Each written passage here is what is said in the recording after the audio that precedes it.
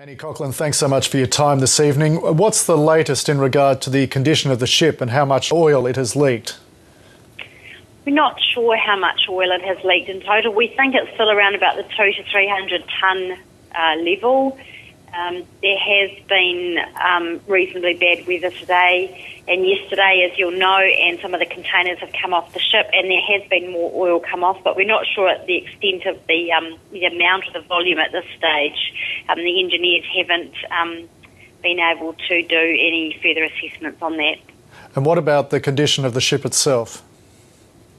There is a hole in the side, on the starboard side, on the near the number 3 tank, and there's a fold in the same place on the other side of the boat.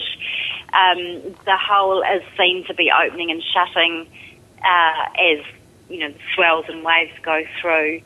So that is a concern. That is a major structural problem now for the boat.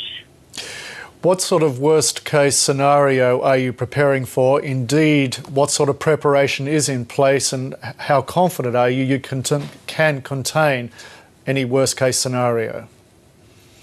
I think in these sort of situations you always plan for the worst-case scenario, whilst quietly hoping that isn't going to eventuate. But it is not good to not plan for that. So that has been happening, and so we have got the best plans and machinery and expertise and equipment and that sort of thing that we can get in place, and we are prepared for all eventualities. But we are dependent here on the sea and the tide and the wind and the weather and a lot of factors. So we have to take our best planning and have to do as best we can with what we're dealt.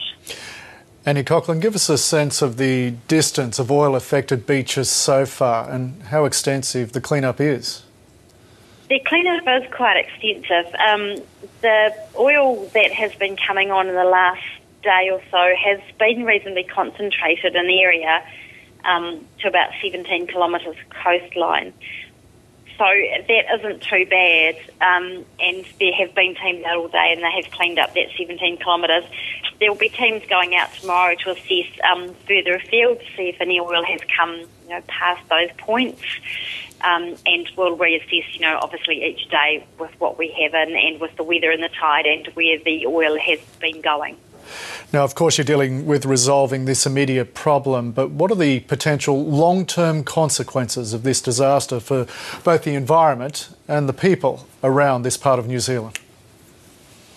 Well, it is a popular place, this area. It's a beautiful holiday spot. They do have beautiful beaches. They have a great marine life that's particularly attractive for recreational boaties and for surfers and people swimming. It is a well-used part of the country for its beautiful waterways, and also, the fishing's great, and we have commercial fisheries out of here as well. So there will be a huge impact, but I think at this stage it's probably a bit too early to say what that impact will be. We're already getting quite a significant number of dead birds, and our wildlife teams are dealing with a number of various species that are being affected by the oiling. But I think it is too early to say what the total consequences might be. Annie Coughlin from Maritime New Zealand, I thank you for your time tonight. Thanks very much.